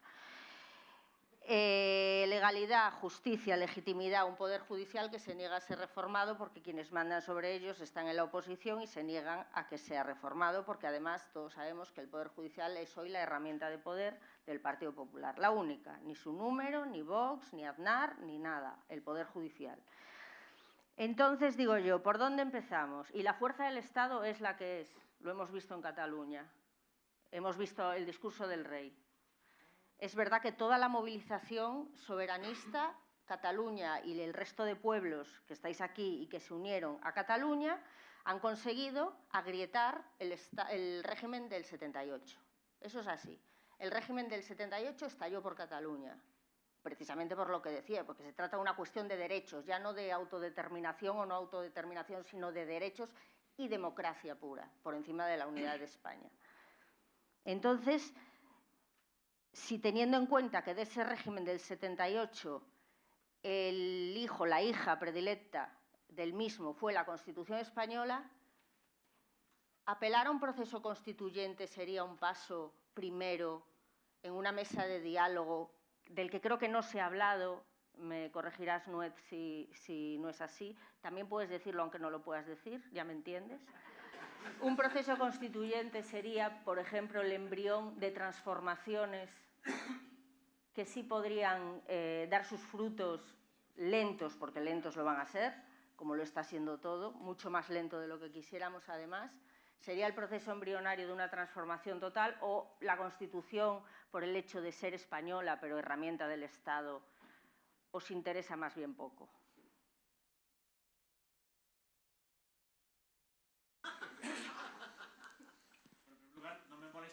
Que la gente me diga que soy de Esquerra es un orgullo y un placer, pero antes lo he clarificado porque, bueno, creo que está bien.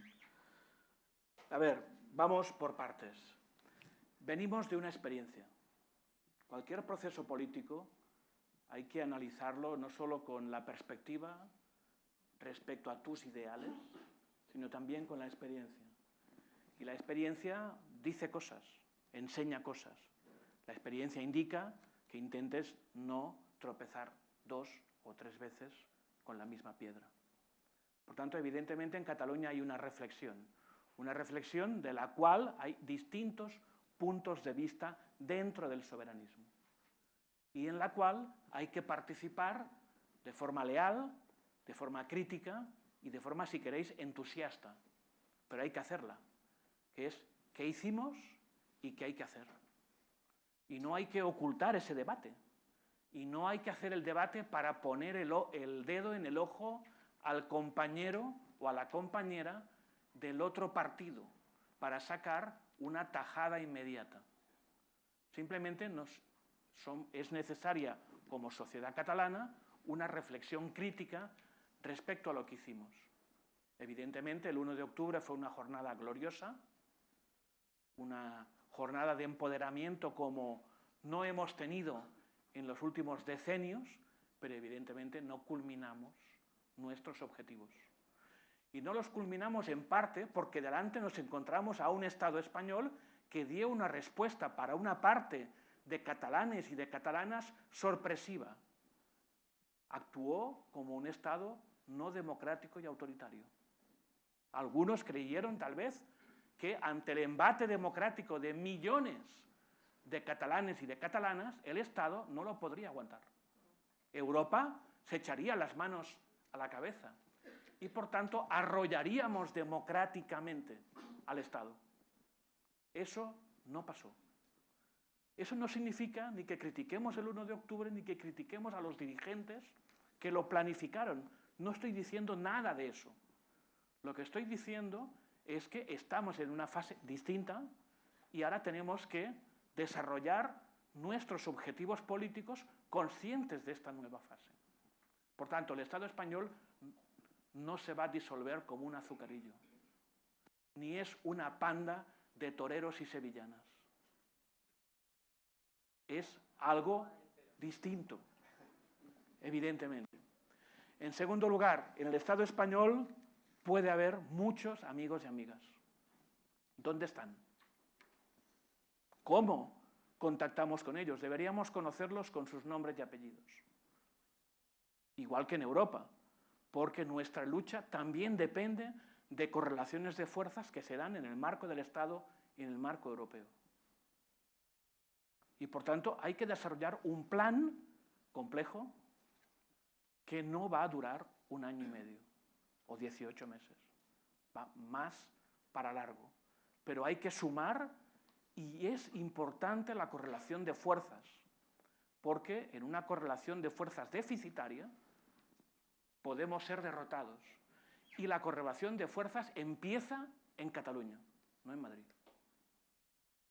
Estos 70 o 80% que en Cataluña necesitamos requieren también un trabajo distinto del que hemos hecho hasta ahora. Vuelvo a repetir, que no se busque en mis palabras una crítica a lo que hasta ahora se ha hecho, porque lo que se ha hecho es glorioso. Un día el presidente Puigdemont me dijo, hemos llegado tan lejos, ¿cómo vamos a consolidar lo que ya hemos conseguido para preparar el siguiente salto? Bueno, eso es un debate. Y hay que hacerlo con sinceridad. Vuelvo a repetir. Y también con humildad. Y nosotros estamos ahí. Por tanto, creemos que haya un gobierno que se pueda sentar a una mesa de diálogo es mejor que haya un gobierno huido que solo lo podemos ver a través de la televisión plasma y que solo hace política a través de los jueces que colocó en su etapa de mayoría absoluta. O sea, al Estado español, en un lenguaje, si queréis, soberanista, hay que dividirlo, porque no todos son iguales. Igual que Europa. Por tanto, eso es un trabajo que hay que hacer, evidentemente. Por tanto, sumar una mayoría amplia en Cataluña, que tiene visiones distintas de lo que es el proceso soberanista. Hay, por ejemplo, todo el sector que es autodeterminista y que no es obligatoriamente independentista, que es un sector importante para sumarlo, que sumarlo es también preguntarle qué piensa y qué haría. No decirle que venga a tus ideas, sino construir esa nueva hoja de ruta de forma común. Y eso es realmente complejo, evidentemente. Por tanto, evidentemente, no va a haber resultados milagrosos a corto plazo, pero es imprescindible plantar a medio y largo plazo. Porque creo que si el Estado español evoluciona y profundiza su autoritarismo, nos va a ir mal a los catalanes y al conjunto de los hombres y mujeres de todo el Estado. Por tanto, hay que intentar frenarlo y, evidentemente, podemos fracasar también. Pero hay que dar esa batalla, es fundamental. Y esa es una estrategia por la cual estamos apostando y ante la cual nos presentamos a las elecciones explicándola. No la hemos ocultado, es pública y notoria y posiblemente la vamos a seguir practicando en los próximos meses y, evidentemente, siguiendo con el debate público que en Cataluña os puedo asegurar que es vibrante. Laura, has pedido la palabra. Podéis hablar todos, pero vamos, tampoco tenemos... No, yo es que ahora oía a mi compañero y no podría estar más de acuerdo con él, que hay que tratar de no tropezar 2 veces con la misma piedra. Por eso, si desde el 2013 hasta 2017 se ha estado diciendo que no se podía confiar en el Estado español, ¿cómo vamos a poder confiar en el Estado español después de 2017 y lo que ocurrió en otoño de 2017? Yo creo que es tanto lo que nos jugamos que ya no estamos en disposición de especular. Es tanto el dolor que ha causado el ejercicio de autodeterminación y el ejercicio de desobediencia civil más mayoritario y masivo y pacífico que ha conocido el continente europeo, que fue el 1 de octubre, y las consecuencias que ha conllevado, que no podemos devaluarlo tratando de buscar una razón más para llenarnos de razones, porque ya no nos caben las razones. Y me ha gustado cuando han hablado de la 5ª versión de Pedro Sánchez, ¿has dicho? ¿Cómo lo has dicho tú, no? Cuando lo has preguntado. La tercera, segunda, varias. Por eso. Tenemos la que ganó las primarias primeras, la que ganó las primarias con Susana Díaz, la de las elecciones del 28A, la del 10 de noviembre, la de después con el Pacto con Unidas Podemos. Aún no sé si me saldrán más. Yo para resumir, le dije Pedro Sánchez el de las 1000 caras. Digo, no sé delante de cuál estamos hoy, ¿no? Le dije eso en el debate de investidura. Pero creo que justamente el 1 de octubre, y le agradezco a Óscar que haya hecho ese ejercicio de reivindicación de lo que fue y supuso el 1 de octubre, porque fue el momento en que seguramente el Estado español se ha sentido más contra las cuerdas, probablemente, en términos de ejercicio de derechos, ¿no? Como el de la autodeterminación, como jamás. Y nos pretenden hacer creer que fue una derrota. Y yo creo que es precisamente la virulencia y la violencia con la que han reaccionado al 1 de octubre lo que demuestra que probablemente ha sido el momento en que hemos estado más cerca que nunca de poder conseguir materializar ese anhelo democrático y pacífico. Antes tú hablabas de que habría que hacer que el Estado español cumpliera lo de que en ausencia de violencia se podía hablar de todo, y hemos visto que no, que cuando hay que cambiar de argumento, si no existe la violencia, se la inventan, ¿no? Y los rostros de odio, ¿no? Los habréis, bueno, hemos asistido al juicio de la vergüenza, el Fairy, y por supuesto la pena por sedición, que implica violencia. Yo quiero recordar que el gobierno español, que ahora está supuestamente en un pacto de progreso, la presidenta del Congreso de los Diputados suspendió los derechos de nuestros compañeros, de Oriol Junqueras, de Jordi Sánchez, de Jordi Turull y de Josep Rull, poniéndose la toga de Marchena y haciendo de Tribunal Supremo, y en vez de aplicar el reglamento del Parlamento, que veo que es algo que no se estila mucho, respetar los derechos de los parlamentos, tampoco en Cataluña, pero aquí vulneró sus derechos, no solo suspendiéndoles de sueldo y haciéndolo retroactivamente, sino privándoles de seguridad social. Y yo misma acudí a su despacho con el informe que hizo la Seguridad Social, que siempre digo que no es susceptible de ser considerado un órgano especialmente independentista, en el que cuando Llarena, no Marchena, trató de quitarle esos mismos derechos a esos mismos diputados, más alguno más, Toni Comín y Raúl Romeva, en el Parlamento de Cataluña, remitió a la presidencia del Parlamento de Cataluña un informe en el que decía: oiga, perdón, es que estos diputados es que están presos, no están muertos. Y derechos sociales, tenerlos, los tienen. Y ha costado mucho en este país poder tener derechos sociales para que de un plumazo y bajo una acusación de rebelión por la que después no se condenó a estas personas, se les vulneran los derechos. Pero claro, como es una más de las vulneraciones, que ya, insisto, lo de la imagen de que no necesitamos más razones porque cada día tenemos más, eso es lo que tenemos en la historia más reciente. Yo creo que no estamos autorizados a pecar de amnesia temporal. No podemos. es tan duro lo que está representando que no deberíamos de poderlo olvidar. Y claro, yo como soy de letras, pues soy de Samuel Beckett. Y probablemente es cierto que Óscar citaba a David Fernández y al derecho, ¿no?, a poder perder, ¿no? Y de algún modo estamos dispuestos también a asumir la derrota. La estamos asumiendo en forma de represión, con prisión, con exilio, con imputaciones masivas, con ejercicios como el del Tribunal de Cuentas, que claro, es que la Fiscalía te lo afina, pero los órganos del Estado, todos a una también.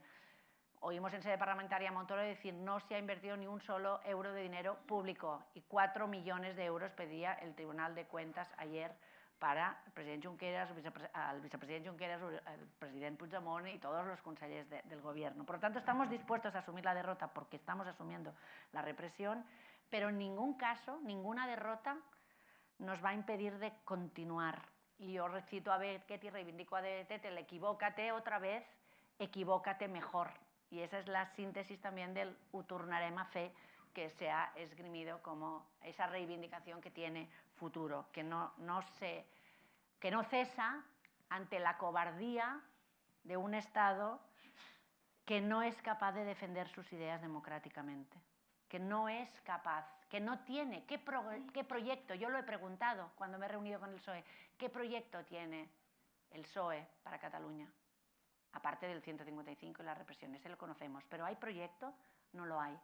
Se nos pide muy a menudo autocrítica. ¿Qué autocrítica ha habido por parte del Estado español? Ahora hemos visto que Marlaska condecora a los efectivos policiales mandados en la sentencia del 14 de octubre. No había suficiente con haber condecorado los del 1 de octubre. También hay que condecorar, supongo que eso también es gobierno de progreso. Y creo que, y con esto termino en esta intervención, que antes me habéis pillado como así fría al empezar, que efectivamente hay que perseverar en ese camino de democracia y de propuestas, porque nosotras sí las tenemos, y son inclusivas, son igualitarias y son para todo el mundo. Y o es un mundo de derechos para todos, o todos vamos a vivir de rodillas. Muchas gracias, Laura.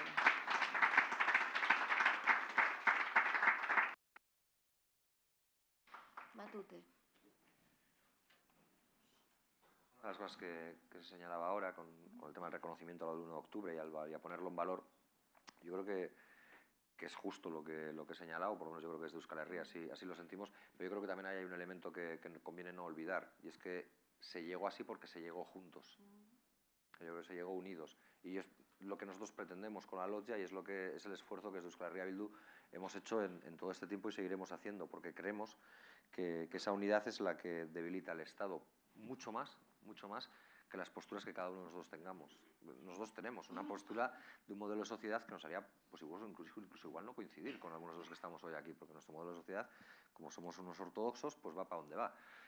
Pero sí sabemos que para alcanzar escenarios democráticos podemos hacer caminos compartidos y nosotros apelamos incluso al PNV a que se sume a estos caminos compartidos. Otra cosa es las dificultades que tenga. Pero sí que creemos, y claro, y no nos cuesta nada, o sea, yo no creo que a ningún militante de Euskal Herria Bildu le cueste nada entender la sensibilidad hacia el dolor de la violencia del Estado. Es evidente que no nos cuesta nada entenderlo, pero también creemos que al Estado se le derrota o hay que derrotarle con la cabeza. Porque en el juego de las emocionalidades y desde el poder que un Estado, y este no es nuevo, es decir, ya Gramsci ya hablaba de las superestructuras, cuando un Estado se dota de una maquinaria tan implacable para imponer un relato, tú tienes que ganarle desde la cabeza, desde el sentido común o desde la racionalidad, para darle las batallas en aquellos lugares donde es más incómodo. Yo creo que la izquierda abertzale hizo una reflexión que permitió que estemos en el ciclo político en el que estamos en Euskal Herria, con todos los defectos que tendrá ese ciclo político, pero con las virtudes que también tiene, que son muy visibles, que tenía que ver con entender que el lugar de confrontación con el Estado español, en el que el Estado español se iba a mostrar más débil a los ojos del mundo, era el democrático, porque no tenía respuesta democrática. Y eso permitió pasar de otros escenarios de confrontación que todo el mundo puede recordar hacia un escenario de confrontación política y democrática, que es la que intentamos levantar y sostener, y además en términos de articulación de mayorías. Por eso yo no creo tanto en un proceso constituyente, que era la pregunta que se hacía. Yo creo en procesos constituyentes, en plural. Es decir, yo creo en las capacidades de Cataluña, creo en las capacidades de Euskal Herria, creo en las capacidades de Galicia y de otros lugares también, si las hay, ¿por qué no?, para generar procesos propios, porque son realidades diferentes con dinámicas propias. Hablaba antes de la huelga general, por ejemplo, de mañana. Esa huelga general se ha montado en Euskal Herria porque hay una correlación de fuerzas determinada, porque la mayoría sindical vasca representa más del 70% de la afiliación sindical en Euskal Herria. Y porque probablemente esa mayoría sindical vasca todavía no se ha enfangado en el debate de transformación del sindicalismo de confrontación en sindicalismo de concertación, que sí que parece que fue un debate que se tuvo en otros lugares y que ha dado lugar pues, a realidades diferentes que probablemente pues, no permiten que se pueda articular ese proceso de huelga general ahora y aquí, y que sí que se pueda articular en otros lugares, y que con eso podamos disputar espacios de mayoría. Pero cuando decimos procesos constituyentes también lo decimos desde la legitimidad de lo que nosotros ya hemos hecho. Cuando Arnaldo Otegi salió de la cárcel en su último periplo en las cárceles del Estado español, en un acto político en el velódromo de Anoeta, dijo con claridad que en nombre de Euskal Herria Bildu nosotros estábamos dispuestos a ayudar a Podemos a levantar ese proceso constituyente y a romper los candados del régimen del 78, pero que si no era posible, después de que nosotros ayudáramos, si no era posible hacer eso, por justa reciprocidad les pedíamos que nos ayudaran o que nos permitieran a nosotros crear nuestro propio proceso constituyente. Por lo tanto, por eso hablamos de procesos constituyentes. ¿Y qué creemos que ante esta propuesta puede hacer el Estado español? Bueno, yo aquí hablo desde una clave más vasca, puedo entender los matices que ya he visto en las intervenciones y que también veré en Mireia cuando intervenga sobre las claves de Cataluña, pero nosotros hacemos esta lectura y termino ya. El Estado español tiene tres opciones ahora mismo. Dada la mayoría precaria en la que se sostiene y la necesidad del independentismo aquí representado para sostenerse, solo tiene tres opciones.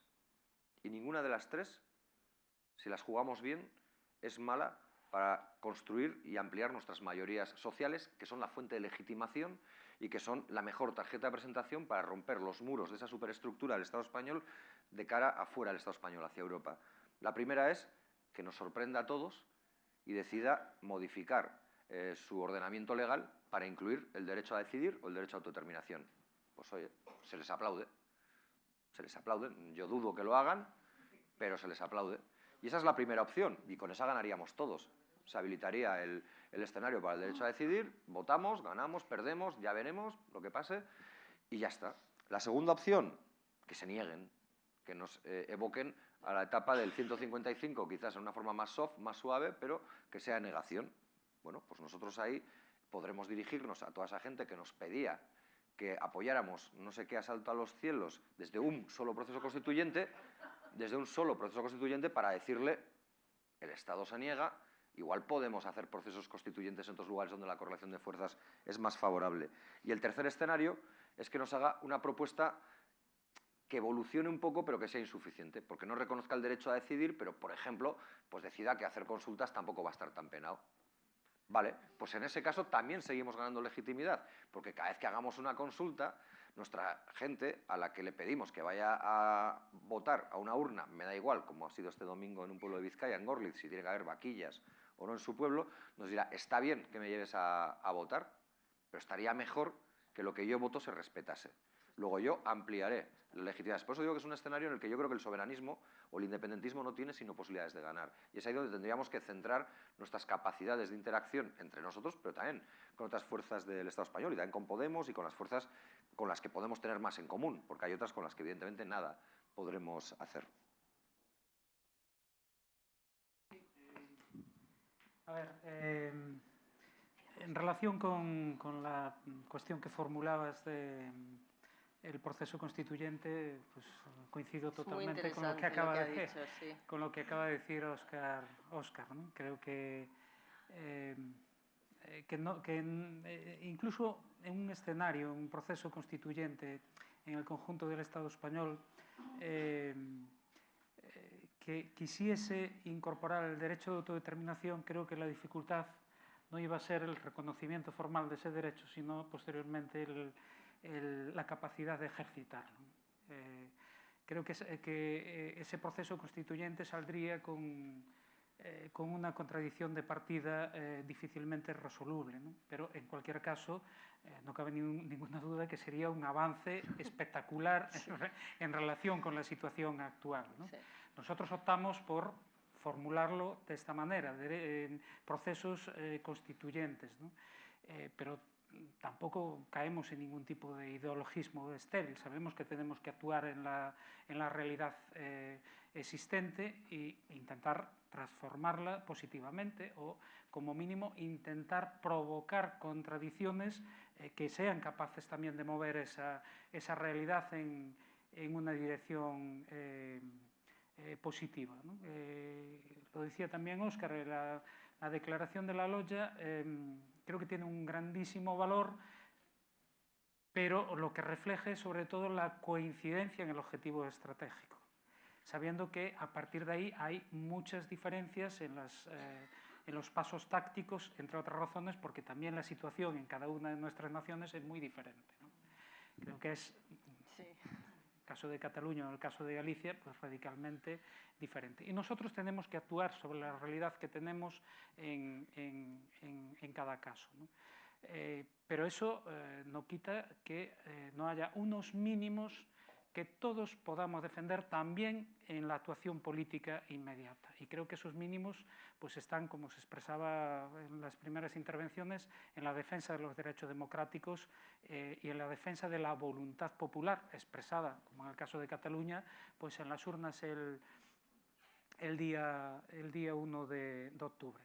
A mí aún ayer me preguntaba una compañera, una diputada de Esquerra Republicana, si a nosotros, en la situación, la correlación de fuerzas que existe en Galicia, no nos perjudicaba electoralmente el hecho de, pues por ejemplo, concurrir a unas elecciones europeas en coalición con Bildu, en coalición con Bildu, con los bilduetarras y con los independentistas catalanes. Claro, hay que saber que, a diferencia... los golpistas... sediciosos, sí, en fin. Claro, no solo la situación política es diferente, porque esto también está en una relación directa, el panorama mediático es también muy diferente. En Galicia hay podemos decirlo así, hay una hegemonía absoluta de los medios del sistema. No hay una brecha, bueno, una pequeña brecha sí somos capaces, pero muy pequeña. Desde los medios privados a los medios públicos hay que saber que hay un periódico que tiene más lectores que todo el resto de los periódicos y de los medios juntos. Y puedo decir que seguramente el día 1 de octubre el peor titular de toda la prensa española, incluida ABC, La Razón, etcétera, fue de este periódico. Era el día de la infamia, este era el gran titular del 1 de octubre. Hay una explotación del anticatalanismo brutal, pero un anticatalanismo primario, ¿no? En ese contexto, ¿a nosotros nos perjudica? Bueno, seguramente desde el punto de vista estrictamente electoral no nos favorece, pero la realidad es que en las elecciones europeas más que duplicamos el número de votos en relación con las anteriores. De cualquier manera, nosotros entendemos que no podemos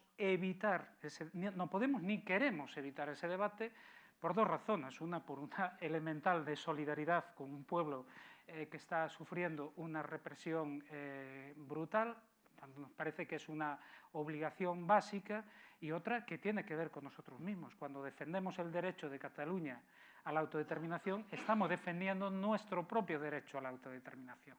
Y somos conscientes de que si no damos ese debate, por muy difícil que sea en el contexto de Galicia, y es complicado, pues estamos cediendo terreno político e ideológico pues a las fuerzas, podemos decir, unionistas y en ese caso capitaneadas pues, por la derecha. Por tanto, creemos que es también no solo una obligación, sino una necesidad política desde nuestra propia perspectiva, de nuestro proceso de liberación nacional y también de la defensa básica de la democracia, ¿no? Bueno, en fin, creo que, como decía, la declaración de La Loya tiene esa virtud de concentrar los esfuerzos en aquello que nos une, que es lo estratégico, pero también la defensa de la democracia. Y creo que en ese ámbito, como decía en mi primera intervención, sería sería estupendo que otras fuerzas políticas de fuera de estas naciones pues asumiesen esos mismos principios, asumiesen ese mismo criterio con el horizonte de producir una transformación en el Estado español que, como digo, creo que es imposible si no hay una ruptura con este régimen. Ya discutiríamos después si es un proceso constituyente o si son procesos constituyentes que puedan llevarse en paralelo y a partir de una relación de cooperación, pero de cooperación en igualdad, no de sometimiento, ¿no? Muchas gracias. Pues Mireia, ¿cierras? Intento ser breve, ¿no? Porque si no... Ya vamos fuera de hora, pero... Sí. Vale, nosotros partimos de un análisis táctico de que la propuesta de gobierno de progreso, permitidme hacer broma, pero lo hago con cariño, pero esta especie de república con rey, parece que hayamos declarado una república, pero el señor Borbón sigue en su casa. Es decir, para nosotros el análisis táctico concreto que hacíamos era que no se correspondía y que además nuestro análisis estratégico, si quieres, digamos, no coincidía, ¿no? No va por aquí. Iba yo también a citar a Otegi, justo lo que ha citado el Matute. A Otegi, como le molesta tanto a la derecha, hay que citarlo tantas veces como podamos. Pero la cita resume bastante, ¿no? Esta gente no está dispuesta a apoyar a los procesos constituyentes de las naciones sin Estado. Más allá de esto, tú hablabas de procesos constituyentes y era la solución. A nosotros ya nos gustaría estar teniendo este debate con las izquierdas que no fueran las soberanistas. Nos encantaría estar debatiendo si hacemos uno, mucho, si el derecho a la autodeterminación. No es el caso. Pero tú ponías otro elemento que no me parece menor desde una perspectiva estratégica. Hablabas de realismo, ¿no? Y decías, autodeterminación, no, hay mesa de diálogo. Amnistía, no, hay... Con consulta. Amnistía, no, hay reforma del Código Penal propuesta encima de la mesa. Legalidad, reforma del Consejo General del Poder Judicial, tampoco. Hay porque bloqueo. Bloqueo, no se puede, no sé qué. Vale. Desde una perspectiva estratégica, yo estoy de acuerdo con Nuet, los procesos históricos son largos. Estamos ante una batalla contra un Estado y una batalla desde la perspectiva del poder materialista es dura. Estoy de acuerdo con lo que planteaba Óscar, ¿no? Que citaba Gramsci, que decía cabeza fría, también. Pero, o sea, desde aquí, para nosotros el análisis debe ser material. ¿Qué quiere decir eso? Que cuando nosotros nos íbamos al 1 de octubre, el Banco Central Europeo nos amenazaba de que nos quitaba el dinero de los cajeros, de que ahora mismo la Generalitat está intervenida económicamente, que el 155 no es que nos lo pusiera en el 21 de diciembre, es que ya estaba el control económico de la Generalitat y esto viene de la Unión Europea. Es que viene de la capacidad, seguramente, este proceso histórico y este análisis material, de la capacidad de soberanía que se tenga. Y soberanía concreta, práctica, el control que tú tengas sobre tu pueblo, tus recursos y tu territorio. Esto es un primer canal que para nosotros el análisis es claro. El segundo canal es la dialéctica calle-institución a la hora de conseguir derechos. Y esto no es del movimiento independentista. Esto, el 15M lo pone encima de la mesa ya. El 1 de octubre como máximo, pero yo antes hablaba del movimiento por la vivienda, las feministas, etcétera, etcétera. Aquí hay un cambio también. Y yo creo que desde la perspectiva de la gente que no tiene el poder del Estado, ¿no? Se tiene que asumir una dialéctica de hacer política de calle-institución, huelgas generales, poder sindical, poder de movimientos y demás. Y esto no es una utopía, esto es una práctica política desde la periferia y es histórica. Y así se consiguió el derecho al aborto, así se tumbó la obligación de ir al servicio militar y podemos continuar, ¿no? Así los médicos se negaron a asumir la ley que prohibía la sanidad universal diciendo no. O sea, nosotros con nuestras manos y nuestro trabajo esto no va a pasar. No es una cosa nueva, ni en el Estado español, ni en el sur de Europa, ni en el mundo, ¿no? Y el tercer elemento es, con esta idea de realismo, el de no perder la batalla cultural. O sea, el de no comprar el no hay alternativa, más allá de la táctica concreta que cada cual escoja en un momento determinado. Antes Óscar citaba a Gramsci. Gramsci también decía que la violencia del Estado se sustenta porque hay un marco cultural que la avala. No es baladí, es decir, batallar el marco cultural, es decir, no asumir que la autodeterminación ahora es una mesa de diálogo con una consulta, vamos a ver si de todo el Estado español, de las catalanas o de... Eso tampoco se ha aclarado. En vez de hablar de amnistía, ahora vamos, o sea, no renunciar a hablar de amnistía y demás. Luego, tácticamente, desde la correlación de fuerzas, con el análisis material y el marco que se tenga, juguemos la partida. Pero no hay alternativa, es el de la Thatcher de los 80. Si desde una perspectiva transformadora y de una lucha contra el Estado se asume el no hay alternativa, hemos perdido. Pero hemos perdido ya de saque. Y si desde una lucha contra el Estado se asume que la única forma de hacer política es la institucional, también se ha perdido. Y voy a la última parte. Hay que revisar, totalmente de acuerdo. Cuando estábamos en la legislatura, que teníamos unidad, había unidad aparente, porque teníamos también nuestros debates sanos. O sea, yo creo que una de las cosas que tenemos que estar más orgullosos es que el pueblo catalán se ha politizado y se colectivizan los debates y todo el mundo habla de todo, ¿no? A veces se complejiza, pero se da y es importante, porque los procesos políticos deben de ser colectivos, ¿no? Aquí había un tema, desde el gobierno se decía que las cosas irían de la ley a la ley y que había unas estructuras de Estado y lo que nosotros llamábamos el independentismo mágico. Esto se acabó rápido el día 1 de octubre con la aplicación del 155 y yo creo que de eso hay que aprender cosas muy potentes. El mandato del 1 de octubre no nos da un mandato democrático de una república para implementar, es evidente. Ahora, ¿qué mandato nos da el 1 de octubre? O sea, ¿qué nos dice el 1 de octubre? Que la organización colectiva desborda al Estado, que la desobediencia civil es el camino de respuesta a la violencia masiva, pacífica y colectiva, y que además la única vía, con las 3 opciones que ponía el Óscar aquí encima de la mesa, de si nos van a dejar perder en las urnas, si se van a negar o demás, para nosotras el análisis es que desde el Estado español ningún gobierno, por muy de progreso que sea, hasta que no tumba el régimen, no nos va a poner unas urnas encima de la mesa. Por lo tanto, ¿qué nos dice el 1 de octubre? Organización, colectividad y desborde.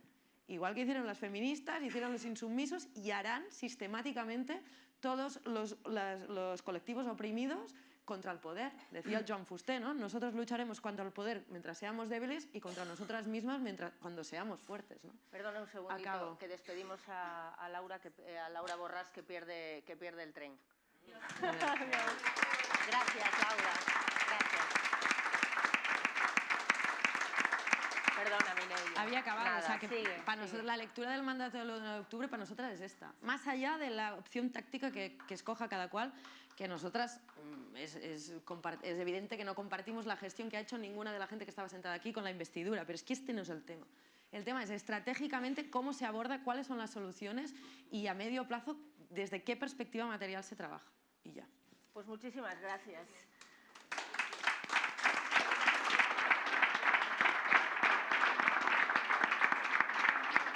Gracias a todos. Yo creo que seguiríamos aquí hasta mañana. Nos ponen unas cervecitas y unos pinchos y seguimos aquí hasta mañana tan alegremente. Pero hay que salir al mundo exterior.